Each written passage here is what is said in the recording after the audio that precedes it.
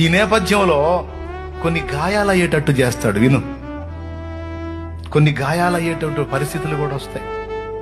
నువ్వేమో ప్రేమ చూపిస్తావు, అవతల వాళ్ళు ఏమో కాటేస్తారు. ఇది జరిగేది. నువ్వేమో దేవుని ప్రేమ చూపిస్తావు, అవతల వాళ్ళు ఏమో నిన్ను వైనం చేస్తారు. నువ్వేమో దేవుని ప్రేమ చూపిస్తావు, అవతల వాళ్ళు నీ మీద వెళ్ళి విషం కక్కుతూ ఉంటారు, దుష్ప్రచారాలు చేస్తూ ఉంటారు. నువ్వేమో ప్రేమ చూపిస్తావు, అవతల వాళ్ళ నీ మీద, నీ ప్రేమ పొందిన వాళ్ళు చండాలంగా ప్రచారం చేస్తుంటారు నీ మీద. అది నీ చెవులకు వచ్చినప్పుడు గుండె గాయమైపోయింది.